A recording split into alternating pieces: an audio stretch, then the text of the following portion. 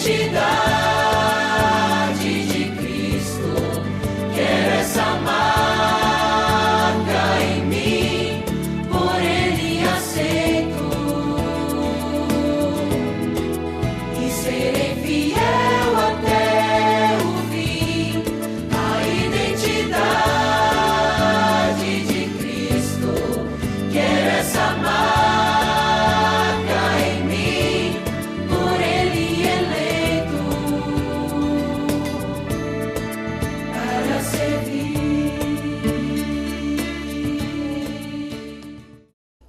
Boa noite a todos. É muito bom novamente estarmos reunidos aqui. Você que está nos assistindo neste momento também é muito bem-vindo. E agora, neste momento, vamos dar início a mais uma noite nessa semana de oração. Uma semana de oração muito interessante, Tainá. Nós estamos aprendendo sobre a nossa identidade. E você, já descobriu qual é a sua? Eu peço que Deus esteja abençoando o seu coração e esteja te protegendo dessa noite. E que essa mensagem venha chegar de verdade, de Deus, diretamente para o seu lar. Que o Senhor te abençoe e te guarde. Neste momento, nós ouviremos uma oração com a nossa aluna Vitória. Oremos. Querido Pai, bondoso Deus, muito obrigado, Senhor, pela vida, muito obrigado pela saúde, por mais esse dia que o Senhor nos deu. Quero pedir que o Senhor possa estar abençoando o pastor William, dando sabedoria para ele, que ele possa ser instrumento nas tuas mãos, para que tudo que ele possa falar possa vir de encontro ao nosso coração. Fica com cada um de nós, é isso que eu te peço, por teu Filho amado Jesus. Amém.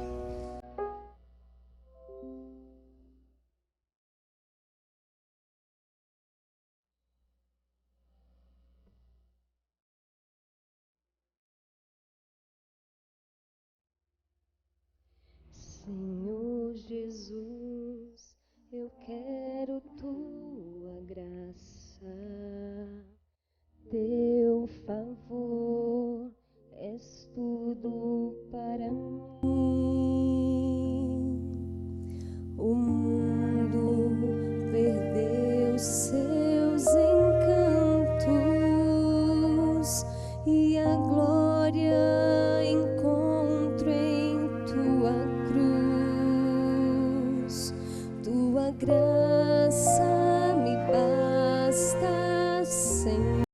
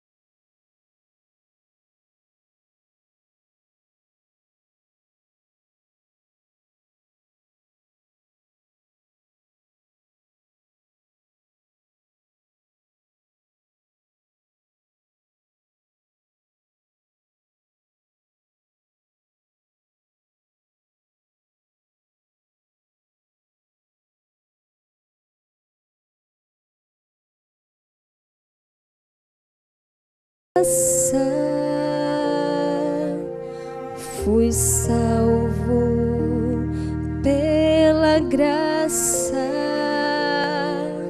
maravilhosa graça de Jesus.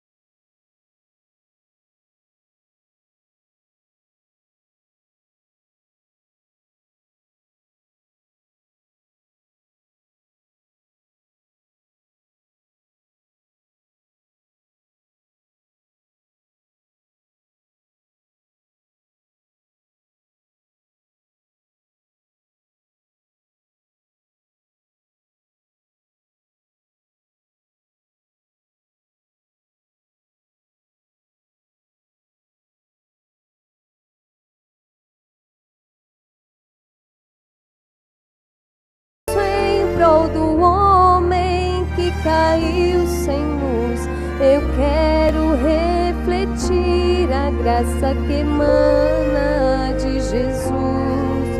Tua graça me basta, Senhor. Minha alma se entrega em louvor, me aceita no serviço em prol do homem que caiu sem luz. Eu quero refletir a graça que emana de Jesus. Fui salvo pela graça,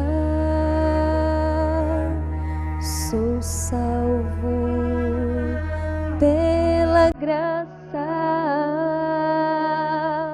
maravilhosa graça de Jesus. Tua graça me basta, ó Jesus.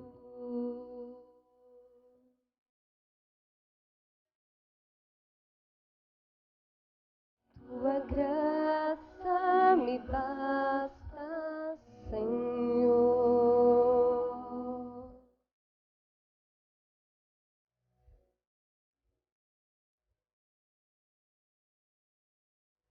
Tua graça me basta, Senhor. Amém.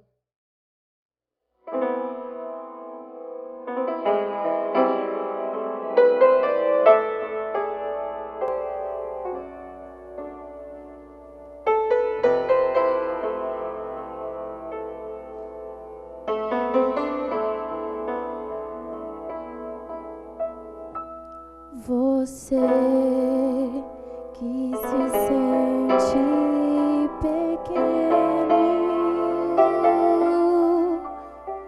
dirija seus olhos a Deus. Não deixe que sombras o envolvam. Entregue sua vida a Deus. Deus sabe o que vai dentro da alma. Deus ouve oração suplicante.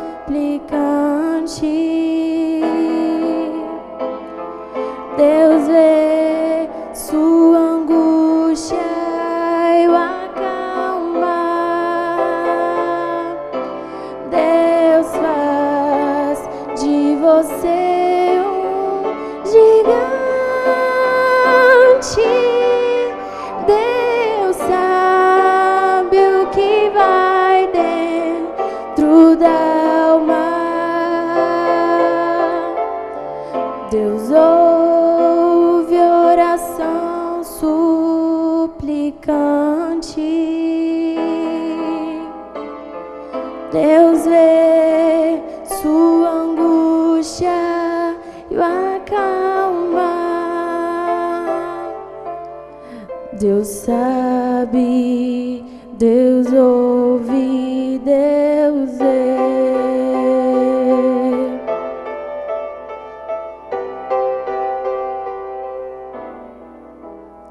Se a vida levou os castelos que em sonhos você construiu, não dê por vencidos seus planos. Entregue seus planos a Deus. Deus sabe o que vai dentro da alma.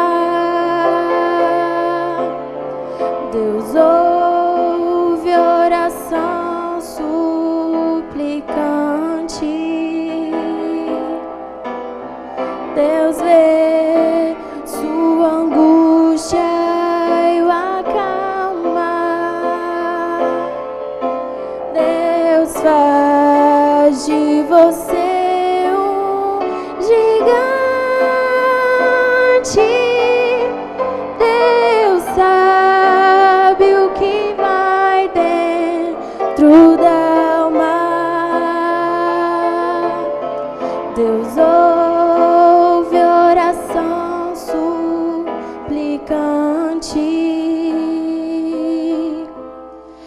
Deus vê sua angústia e o acalma. Deus sabe, Deus ouve, Deus vê. Amém.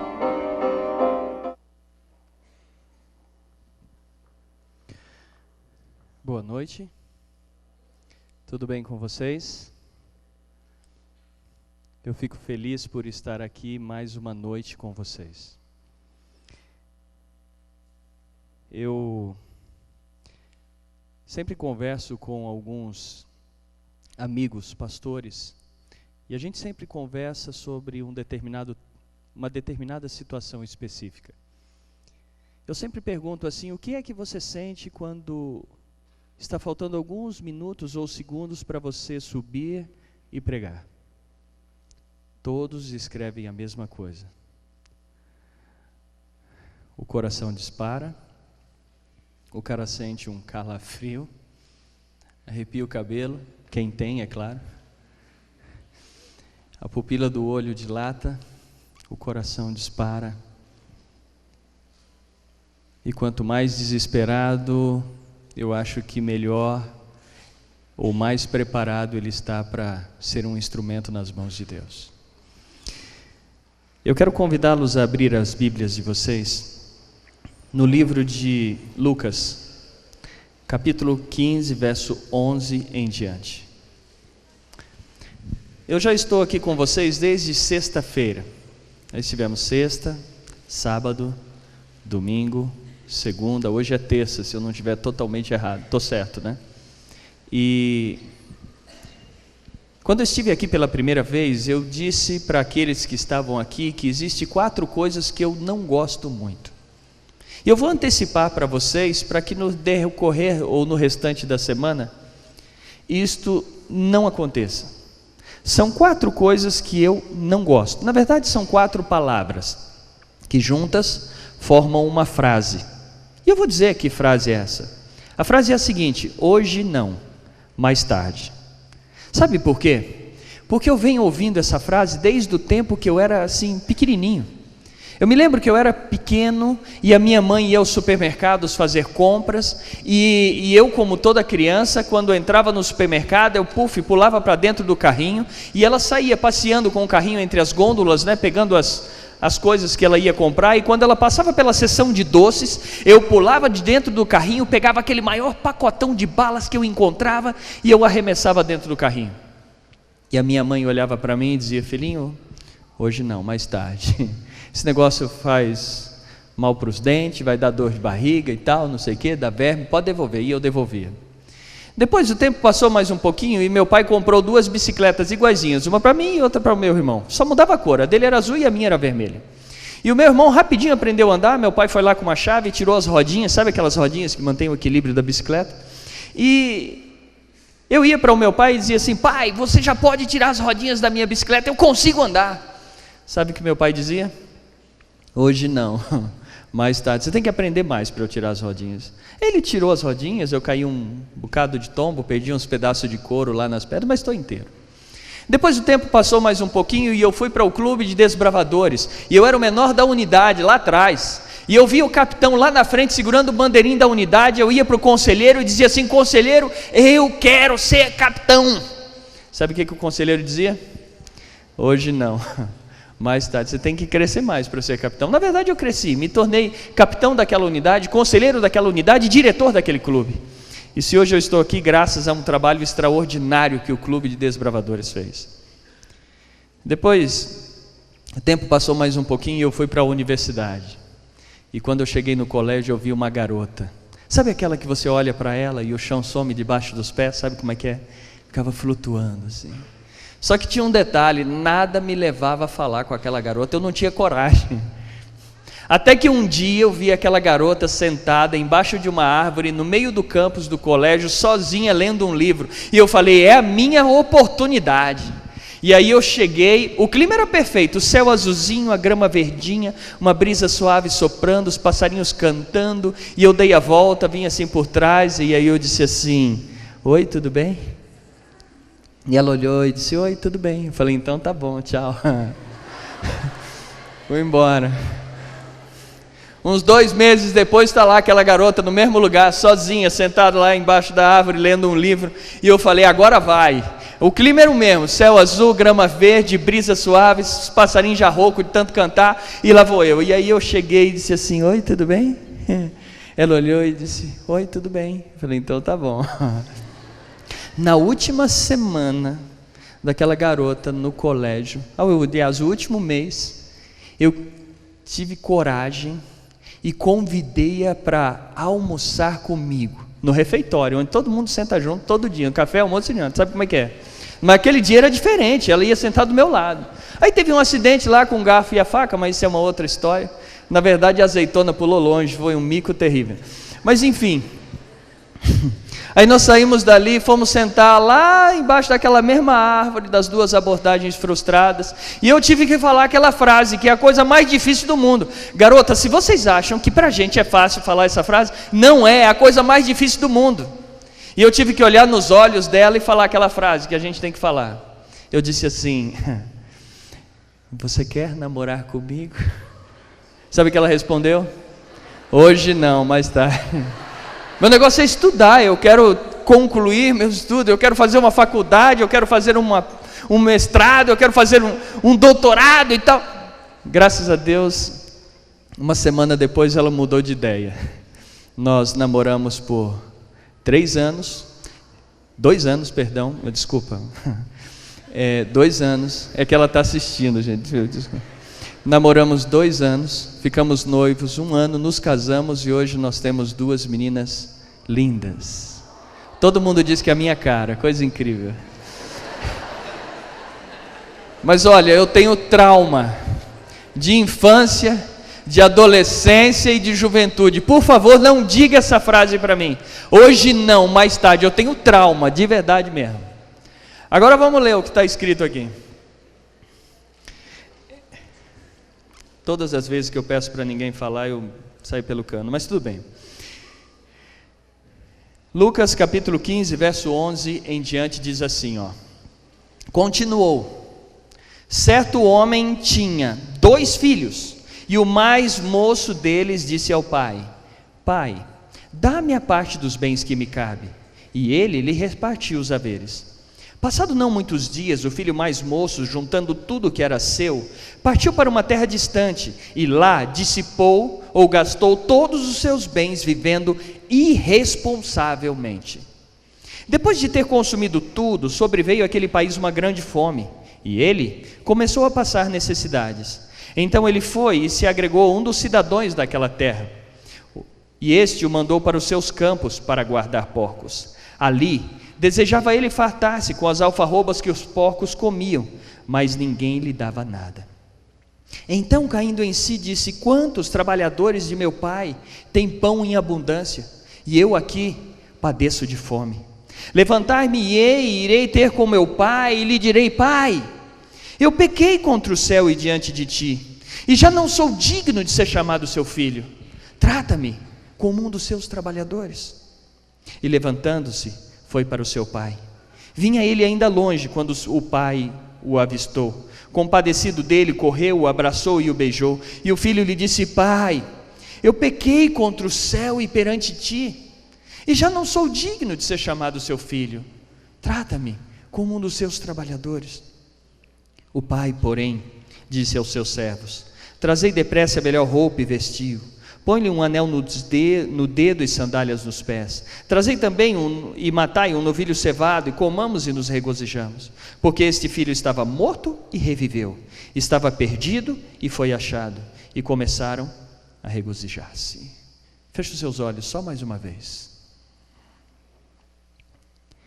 Grandioso Deus e Pai, nós vamos meditar na sua palavra novamente. Que o Senhor fale ao nosso coração e nossa mente. Que o Senhor seja o mensageiro dessa noite, que o seu servo seja simplesmente um canal. Pedimos em nome de Jesus. Esse texto, ele faz parte de um momento em que Jesus estava discutindo um assunto com alguns homens. Porque o verso 11 começa assim, continuou. E ele diz assim, argumentando: certo homem tinha 2 filhos, e o mais moço deles disse ao pai: pai, dá-me a parte dos bens que me cabe. E o pai repartiu os bens entre eles. E alguns dias depois o filho se mandou, comprou um carro lá, um Camaro, e deu linha na pipa. Agora é o seguinte, deixa eu lhe fazer uma pergunta. Ali diz, o mais moço. Quem é o mais moço? É o mais jovem, o filho mais novo. Pediu a herança do pai. Deixa eu te fazer outra pergunta. Quando é que os bens de um homem é repartido entre os filhos? Me ajudem aí. Quando ele morre. Mas aqui Jesus, talvez de uma forma equivocada ou intencionalmente, na minha opinião, ele demonstrou que o filho solicitou a herança de um pai vivo. O que Jesus estava querendo dizer? Sabe o que ele queria dizer? Que para aquele filho, o pai já estava morto. Para aquele filho, o pai, vivo ou morto, não tinha significado algum. O que interessava para ele era exclusivamente a herança. Receber a herança e torrar a grana. Sabe como é que um pai, ele morre para um filho? Eu vou lhe explicar. Sabe quando uma família é unida, quando todos têm valores comuns, quando todos têm a mesma preocupação, quando toda a família converge para um mesmo objetivo, mas quando as coisas começam a mudar e começam a tomar direções diferentes? Sabe aquela família, eu acho que a família de vocês todas é assim, todo mundo é assim, eu estou conjecturando uma família que seja diferente disso. Mas digamos que, vou usar o exemplo da sua família. Sabe quando a sua família, você está em casa, você chega e todos sentam à mesa para comer juntos, a conversarem juntos, não tem aquele negócio de um está lá na sala comendo, assistindo o programa de esporte, o outro está lá na cozinha assistindo o outro programa, o outro está lá no quarto comendo e no celular, não existe. Porque eu sei que na sua casa é assim, quando chega na hora do almoço ou da janta, senta todo mundo junto, senta à mesa e vão conversar, vão comer, e vão conversar sobre as coisas do dia a dia, vão falar sobre o que aconteceu na escola, vão conversar sobre o passeio, vão conversar sobre o trabalho do pai, vão conversar sobre as coisas do dia a dia. Mas em um determinado momento as coisas começaram a tomar direções diferentes, cada um começou a ir para um lado, e os valores familiares começaram a se desintegrar. Sabe como é que os valores familiares começam a se desintegrar? Quando você começa a ter projetos diferentes daqueles projetos que os seus pais têm. Quando você começa a planejar ir numa direção totalmente antagônica ou diferente daquilo que eles sonharam para você. Não estou falando de diferente quando você está na direção certa e eles estão na direção errada. Eu estou falando de direção diferente quando eles estão na direção certa e você está na direção errada. E não adianta você dizer para mim, pastor, mas como é que você sabe que eu estou indo na direção errada? Até você sabe quando você está indo na direção errada, é porque você não quer aceitar isso.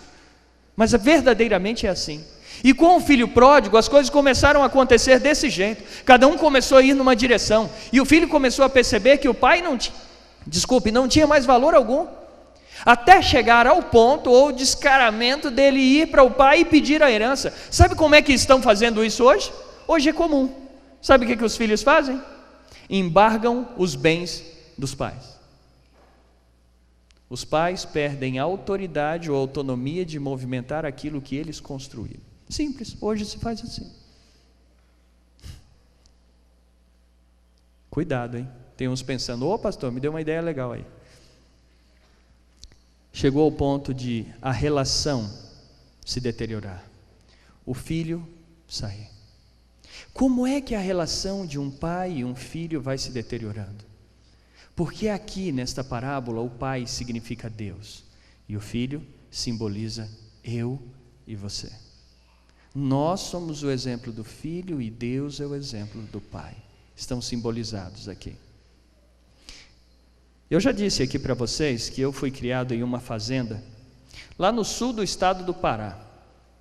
Meu pai era pequeno, ele foi para lá, ele comprou uma grande quantidade de terra. Na época que nós fomos para lá, não existiam as leis em relação à derrubada, simplesmente se derrubava o mato indiscriminadamente. Só existia por lei uma árvore que não podia ser derrubada, que se chama castanheira, que produz a castanha do Pará. E a castanheira, ela é uma árvore ímpar, diferente de todas as outras. Quando você está sobrevoando a floresta amazônica de avião e você vê aquele tapete retilíneo, todas as árvores na mesma altura, e de repente você vê a copa de uma árvore que sobressai a todas as outras, você pode apostar que aquela ali é uma castanheira. Uma castanheira adulta, ela exige vários homens com os braços abertos para abraçar aquele imenso tronco. E próximo da casa ou da sede da fazenda que nós morávamos, tinha a maior castanheira que eu já vi na minha vida. E o meu pai mandou derrubar toda a mata que existia em volta e ficou aquela castanheira sozinha no meio de um descampado, aberto da pastagem. E é interessante que quem conhece aquela região sul do Pará, o norte do Mato Grosso, aquela região toda, sabe que lá existem 2 estações. Durante 6 meses chove todo dia e durante 6 meses não cai uma gota de água do céu. É surpreendente. Quando chegava o período de seca, ou o período de chuva, perdão, ali onde estava aquela castanheira, chovia tanto que chegava a alagar onde ela estava. E aquela árvore resistia bravamente. Vinha a chuva com ventos fortíssimos, e aquela chuva com vento, e aquela árvore balançava e balançava sozinha no meio daquele campo aberto, e nenhuma folha sequer aquela árvore soltava. Vinha relâmpagos, trovões, tempestades fortíssimas, e nada abalava aquela árvore. Quando chegava o período de seca, ali onde aquela árvore estava, o chão secava, que chegava a rachar, e aquela árvore não soltava uma folha sequer. Vinha o meu pai colocava fogo naquelas pastagens com labaredas de 2, 3 metros de altura, e vinha queimando tudo, e o fogo vinha queimando as raízes daquela árvore, queimando a casca, subia queimando, e aquela árvore resistia bravamente, nada abalava aquela árvore. Até que um dia nós estávamos fazendo um culto de pôr do sol. Eu me lembro que de um lado o céu já apareciam algumas estrelas no horizonte, do outro lado o céu ainda estava avermelhado. Nós cantávamos um hino de pôr do sol, nenhuma nuvem do céu, nenhuma brisa soprando, nada, tudo estático. De repente nós ouvimos um barulho como se fosse um imenso trovão. Aquilo ecoou no horizonte. Eu e meu irmão nós paramos para entender o que havia causado aquele barulho. Os meus pais continuaram cantando, nós terminamos o culto de pôr do sol, jantamos, fomos dormir. No outro dia pela manhã, no sábado cedinho, meu pai me acordou e disse: filho, venha comigo. Ele segurava um facão na mão. Sem dizer nada, eu acordei meio cambaleando de sono, fui atrás dele. Ele passou no quarto do meu irmão, acordou ele também. Saímos pela porta da cozinha, demos a volta na casa, e quando terminamos de dar a volta na casa, eu percebi que alguma coisa estava faltando na paisagem. Aquela imensa castanheira havia caído. Eu já não queria nem saber o que o meu pai ia nos mostrar. Tudo que eu queria era ir lá, ver aquele imenso tronco debruçado no chão. Mas coincidentemente o meu pai foi indo em direção aonde estava aquela árvore. E de repente, no meio do caminho estava lá, aquele imenso tronco debruçado, que era impossível para eu, meu irmão e até para o meu pai subir em cima dele. E o meu pai, sem falar uma palavra, ele foi andando em direção à ponta, aos galhos da árvore, onde o tronco é mais fino. E ele subiu em cima daquele tronco e voltou andando por cima daquele imenso tronco. Para eu e meu irmão foi um momento de êxtase. Foi nosso momento, uau, entendeu? Então, e aí nós fomos andando por cima daquele imenso tronco. E quando nós chegamos próximo das raízes, o meu pai pediu que nós nos afastássemos. E com aquele facão, ele começou a cortar aquela grossa casca. E quando ele cortou um pedaço daquela casca, ele disse assim: olhem aqui e vejam o que derrubou essa árvore. E aí nós olhamos, aí eu disse assim: pai, eu não estou vendo nada não. E aí ele disse assim: se afaste aí continuou cortando. E quando ele cortou mais um pedaço da casca, ele disse: olhem aí nós olhamos, aí foi a vez do meu irmão, ele disse: pai, eu não estou vendo nada não. E ele continuou cortando, até atravessar a grossa casca, chegar na madeira, na parte dura da madeira. E aí ele disse: agora olhem. E antes que nós disséssemos a nossa célebre frase, ele disse assim: olhe com mais atenção. Aí nós vimos.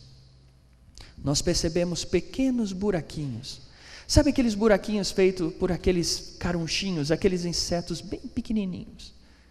Aqueles carunchinhos, aqueles insetos foram furando aquela grossa casca por minutos, horas, dias, meses, anos, até atravessar a casca e atravessar a parte dura e chegar no miolo, onde corre a seiva, a vida, o sangue daquela árvore.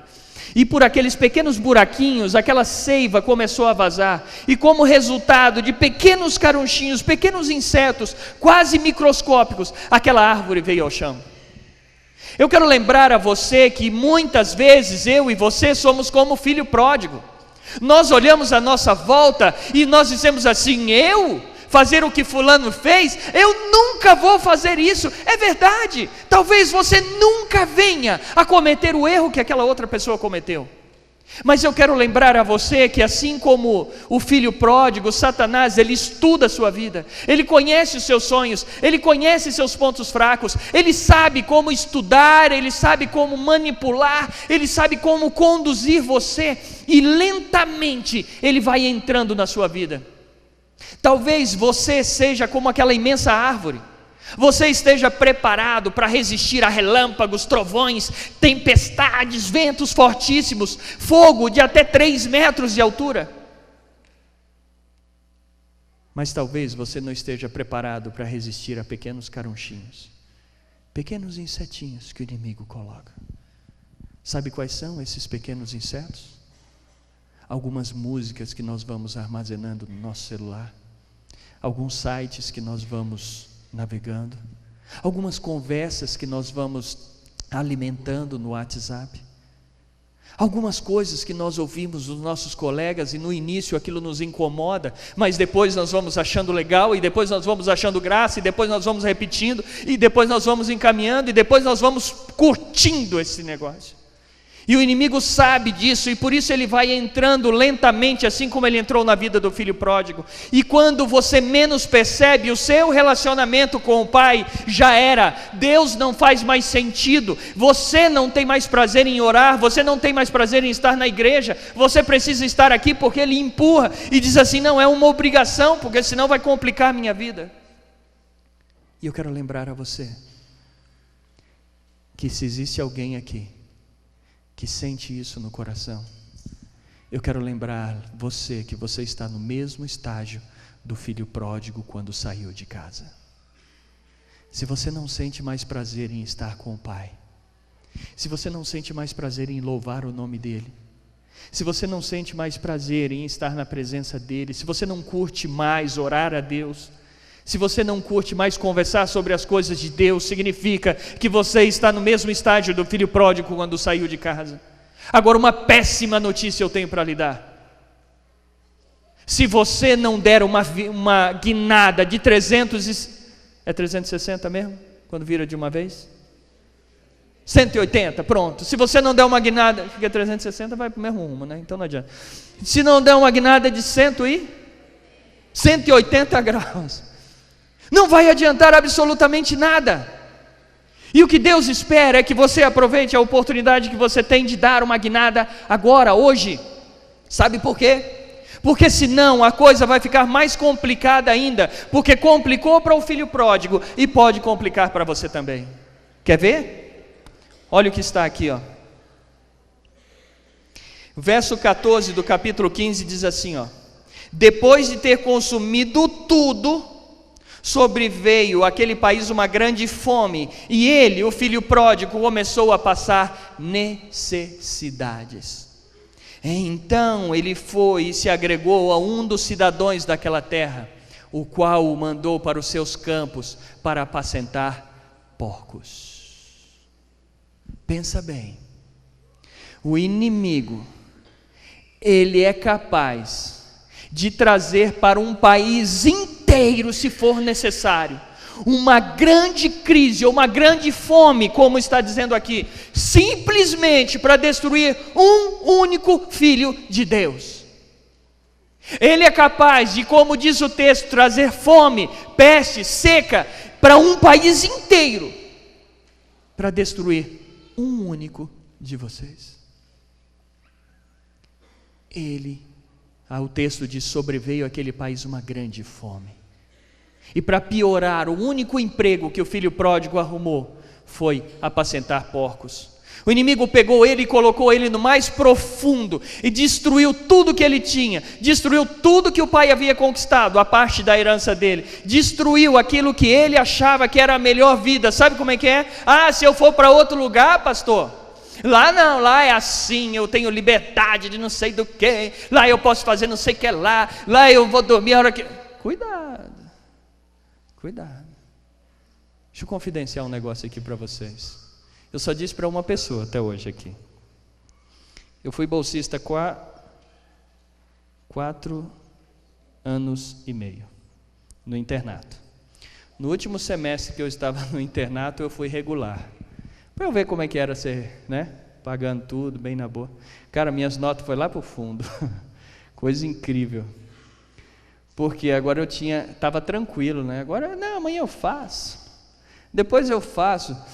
O filho pródigo, ele imaginou que tudo seria liberdade, que agora ele estava livre do pai, que agora ele podia fazer o que quisesse. E o inimigo sobreveio àquele país e a onde ele vivia, e os relacionamentos dele, e a tudo que ele tinha, destruiu tudo e colocou ele para cuidar de porcos. Para um judeu, assim como eu e a maioria de vocês não admitimos nem sequer tocar na carne ou na pele de um porco, imagine agora ter que apacentar, cuidar. E o pior, ele desejava comer a comida dos porcos.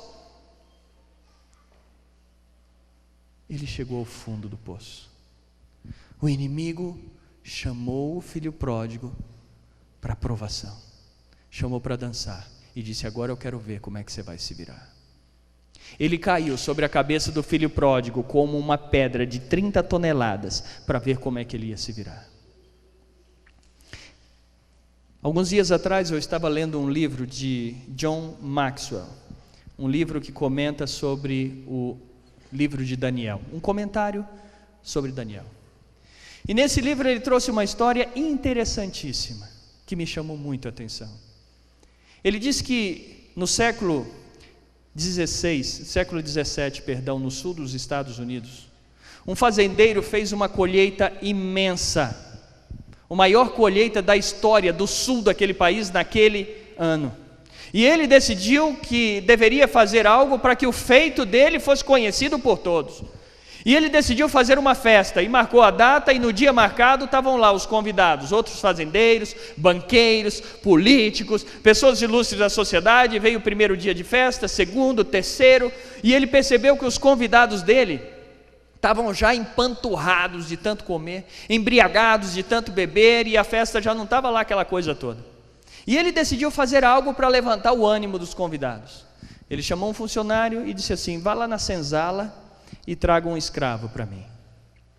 E o funcionário foi lá, pegou o escravo e trouxe. Você sabe que naquela época um dono de um escravo, ele podia fazer o que quisesse com o escravo. Ele podia bater, ele podia açoitar, ele podia deixar sem comer, ele podia até matar se ele quisesse. E quando trouxeram o escravo, aquele fazendeiro veio e colocou a mão no ombro do escravo e disse assim: vocês estão vendo esse escravo aqui? E todos aqueles convidados pararam para olhar para aquele escravo. Aquele escravo era um homem com os cabelos brancos pelo tempo, a pele enrugada pelo sol, corcundo pelo trabalho. E ele disse assim: esse escravo, ele trabalha nesta fazenda desde a época que ela era do meu avô. Essa fazenda passou para o meu pai e ele continuou trabalhando nessa fazenda. Na época do meu pai, ele se casou com uma outra escrava e eles tiveram 2 filhos. E os 2 filhos morreram de rubéola. E ele teve que enterrar os 2 filhos lá na beira do rio, onde o barro é mais mole, porque o meu pai não permitiu que ele usasse as ferramentas da fazenda para cavar as covas. Ele cavou as covas com as próprias mãos. Depois essa fazenda passou para mim e ele continuou trabalhando nessa fazenda. E eu peguei aquela escrava com quem ele se casou e vendi para um outro fazendeiro. E ele nunca mais viu e nem vai ver. E agora ele é um escravo velho e não consegue mais trabalhar. Mas e bateu no peito, e disse assim: sou um homem bom e permito que ele more na senzala com os outros escravos. E mais, ainda permito que ele coma o resto da comida dos outros escravos. Aquele velhinho, ele lambia o coxo. Agora, eu quero fazer uma pergunta para ele na frente de todos vocês.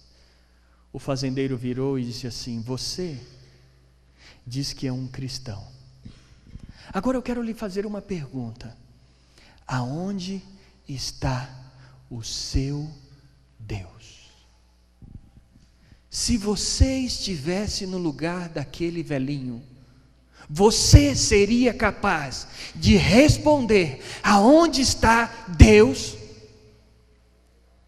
Você foi escolhido e separado por Deus para fazer parte de um grupo seleto de jovens que foram escolhidos por Ele para estar aqui.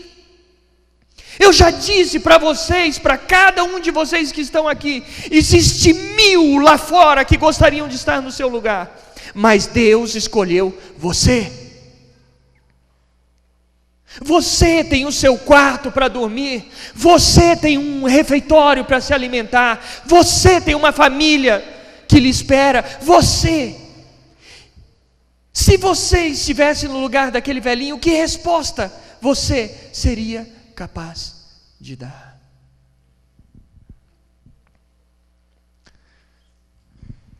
Pela primeira vez, aquele velhinho levantou a cabeça. Ele olhou bem nos olhos daquele fazendeiro e disse assim: o senhor é o melhor caçador de patos que tem nessa região, não é? E o fazendeiro, todo orgulhoso, disse: é claro que eu sou. E quando o senhor vai caçar patos, o senhor me leva contigo, não leva? O fazendeiro disse: levo. E o senhor manda que eu entre lá no pântano, lá no lago onde os patos estão, para eu espantar eles, para eles saírem voando, porque o senhor atira neles em pleno voo, não é assim? O fazendeiro disse: é. E quando o senhor atira, o pato cai. Alguns caem mortos instantaneamente, mas outros ficam feridos, talvez em uma perna ou uma asa. E qual é o pato que o senhor manda eu pegar primeiro? O pato ferido ou o pato morto?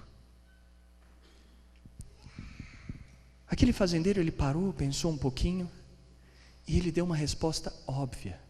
Ele disse: o pato ferido. E o velhinho olhou para ele bem nos olhos e disse assim: então, a sua pergunta está respondida. Sabe o que o velhinho queria dizer? Que Satanás, ele não está preocupado com o pato morto. O pato morto é dele. Ele pode ir e pegar a hora que ele quiser. Está lá, está morto, não vai sair do lugar. Agora o pato ferido não. O pato ferido é aquele que está sangrando, que está machucado, que está sofrendo, que está chorando, mas ainda está vivo. E esse está lutando para sobreviver. E é esse que ele quer pegar primeiro. Todas as vezes que você decide fazer a vontade de Deus, que você decide ser um instrumento nas mãos dele, que você se coloca e diz assim: eu quero servir ao Senhor, ele vai lhe cercar, ele vai tentar destruir a sua vida, ele vai tentar complicar a sua vida. É assim que funciona? Ou você acha que ele vai ficar com os braços cruzados, simplesmente esperando? É claro que não. Mas eu quero te lembrar de uma coisa: quando aquelas mãos grossas estão quase prestes a pegar você, e você está correndo no meio da lama, sujo, sangrando, sofrendo, e aquelas mãos estão quase prestes a pegar você, Deus entra em cena. Ele chega, ele pega você, ele limpa você, ele cura suas feridas, ele joga você para cima e diz: vai, continua sua viagem continental, porque eu estou contigo, eu não vou lhe abandonar. É uma promessa que ele faz através do pai, do filho pródigo. Sabe por quê? Porque bem aqui, quando o filho percebeu quem ele era, quando ele percebeu o que estava fazendo, quando ele percebeu a situação que vivia, ele foi ao encontro do pai, e ele disse: pai, eu pequei contra o céu e perante ti, e já não sou digno de ser chamado teu filho. Sabe qual foi a resposta do pai? Nem uma. Deus, ele nunca vai condenar você. Ele nunca vai jogar na sua cara os seus erros. Ele nunca vai fazer isso com você. Sabe por quê? Porque Ele já morreu na cruz por você. Ele já pagou o preço. Você não precisa ter vergonha de recorrer a Ele e de falar para Ele as coisas que você fez ou as coisas que você deixou de fazer. Você não precisa ter medo de escancarar a sua alma para Deus, porque tudo que Ele mais almeja é auxiliar você a dar uma guinada na sua vida, a tomar uma nova direção. O filho pródigo percebeu isso e aproveitou a oportunidade. Ele tinha medo do pai, assim como eu e você muitas vezes temos. Mas tudo que Deus quer é fazer uma festa quando você vem ao encontro dele. Tudo que Deus quer é dar a você a oportunidade de reiniciar ou retomar a história que Ele planejou para você. Sabe o que o pai fez? O pai colocou um anel no dedo do filho. Sabe por quê? Porque ele queria dizer para todas as pessoas daquela comunidade que aquele filho era um filho legítimo. Você, quando vai ao encontro do pai, ele coloca um anel no seu dedo e diz: você é um filho legítimo. Não tenha medo de abrir o coração a Deus. Não tenha medo de dar a Ele a oportunidade de auxiliá-lo nesta guinada. Talvez o inimigo vá entrando na sua vida devagar, como fez com o filho pródigo. Ou talvez ele caia na sua cabeça como uma pedra de 30 toneladas, como ele fez com o próprio filho pródigo. Mas não importa. Não importa que estágio você esteja, o que importa é a oportunidade que você tem. É aí onde está a chave. Agarrar a oportunidade que Deus lhe dá. Nós vamos cantar uma música agora, um hino. Eu quero convidar a equipe do louvor para vir à frente e cantar conosco. Nós vamos cantar um hino agora, e eu gostaria de apelar ao seu coração, que cante este hino do mais profundo, lá no fundo, e diga, ou viva a letra deste hino, como uma grande esperança, assim como você tem a esperança de conquistar coisas, de uma faculdade, de um curso, de uma história, de um projeto, de um sonho, de um intercâmbio, seja lá o que for. Cante como um grande sonho de estar nesse lugar. Eu convido você a ficar em pé, fique em pé e cante junto conosco este hino. Cante. Você conhece essa letra, ela está aí, mas cante.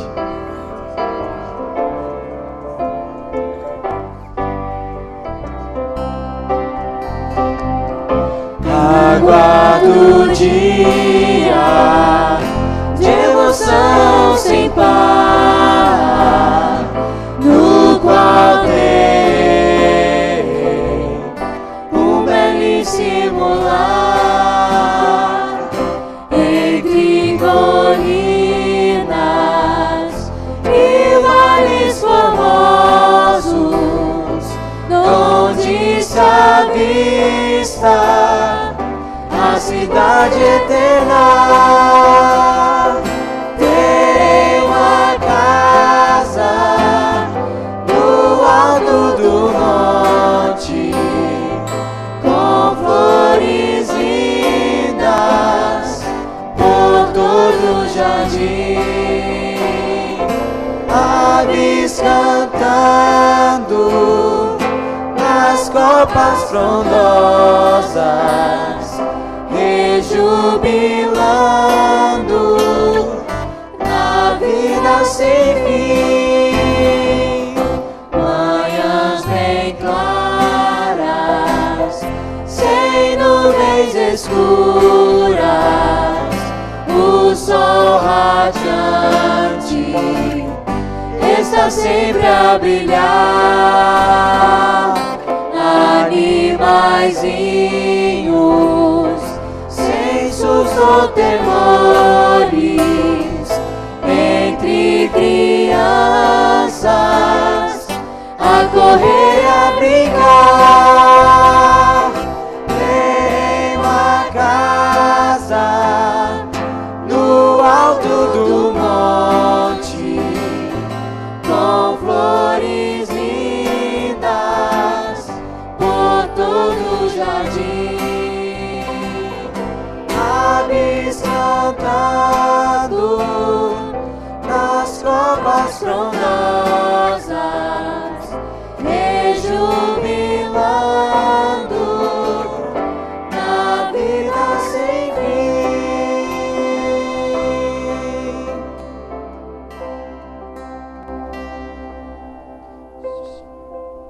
Sabe, talvez alguns de vocês devem estar pensando assim: desculpa, pastor, mas está totalmente fora de contexto esse hino que a gente cantou. É verdade, ele está fora de contexto. Mas eu quero te lembrar de uma coisa. Quando o autor deste hino nasceu, em 1915, aquele velhinho já havia morrido há muito tempo.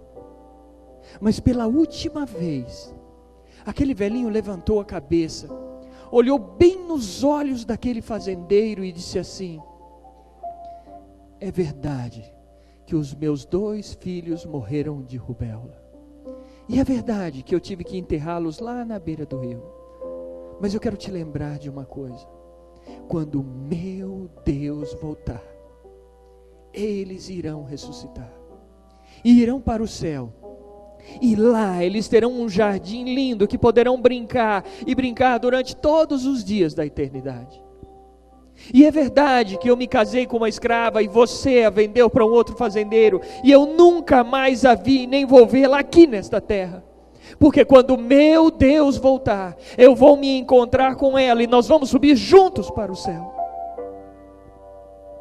É verdade que hoje eu moro na senzala com os outros escravos, mas o meu Deus já preparou uma mansão linda só para mim. E quando eu chegar lá, eu não vou mais precisar comer o resto da comida dos outros escravos, porque eu terei um pomar lindo, que eu vou poder escolher a fruta que eu quiser comer, a hora que eu quiser. Aquele velhinho, ele morreu com essa esperança. E eu quero lembrar a você que se você não tem uma esperança, se você não tem uma certeza, se você não tem uma convicção em seu coração, vá buscar. Porque isso vai acontecer. Isso vai, mesmo que você não queira, mesmo que você não sonhe com isso, mesmo que você não espere isso vai acontecer. E vai acontecer logo. Eu sei disso. Por isso eu apelo ao seu coração. Pense nisso, espere isso, se prepare para isso. E eu gostaria de fazer um apelo a você nesta noite, que você aceite este Jesus que virá nos buscar, e que você aceite hoje, agora. Não diga para mim hoje não, mais tarde, um outro dia eu vou fazer isso, pastor. Eu quero ouvir de você hoje sim, agora. É hoje que eu quero ouvir. É hoje que eu quero ouvir você dizer sim, eu quero aceitar esse Jesus como meu Salvador. Eu sei que existe alguns aqui que ainda não tomaram a decisão de aceitar a Jesus como seu Salvador. E eu não vou embora hoje sem ouvir de você um sim. E eu quero saber se você aceita hoje a Jesus como seu Salvador. Se você aceita, eu quero que você venha aqui na frente. Eu não estou fazendo um apelo a você que já aceitou, que já foi batizado. Não. Eu estou fazendo um apelo a você, em primeiro lugar. A você que é aluno desse colégio, você que está aqui hoje e ainda não o aceitou como seu Salvador. Eu quero orar por você. Eu quero que você diga hoje sim, agora. Eu quero aceitar a Jesus como meu Salvador. É isso que eu espero de você. É isso que Deus espera de você. É isso que o Pai espera de você. E é por isso que eu desci. E é por isso que eu vim aqui. E é por isso que eu quero fazer essa oração segurando a sua mão. Venha cá. eu quero fazer essa oração por você. Eu sei que você está aqui. Eu sei que você quer vir. Se você quiser, pode chamar um colega juntos. Mas eu sei que você virá. Que Deus seja louvado, meu amigo. Amém. Venha cá. Segura aqui na minha mão. Amém. Pode vir. Pode vir. Pode ficar aqui. Amém. Que Deus seja louvado.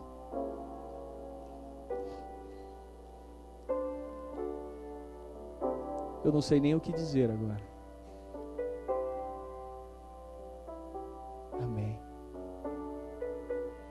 Pode vir.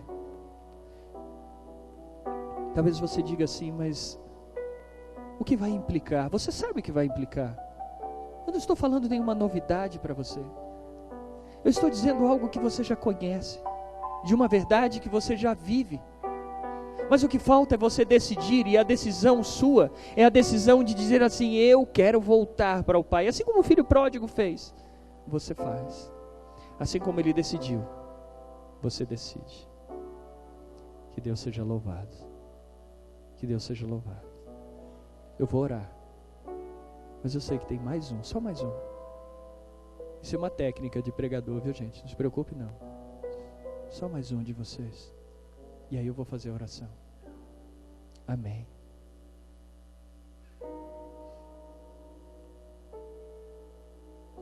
Enquanto eu estiver orando, se você quiser vir, pode vir.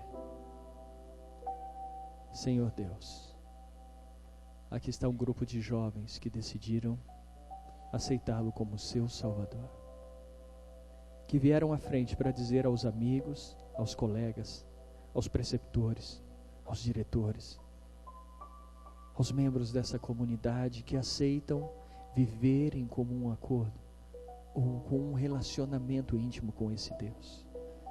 Que o Senhor os abençoe, que o Senhor faça parte da vida deles, que o Senhor, ó Deus, continue ratificando esse compromisso que fizeram contigo, e que o Senhor faça um compromisso com eles também. Que a decisão que eles tomaram hoje, agora, seja uma decisão firme até o encontro contigo nas nuvens celestes. Ó Deus, obrigado. Os abençoe em nome de Jesus. Amém, Senhor. A identidade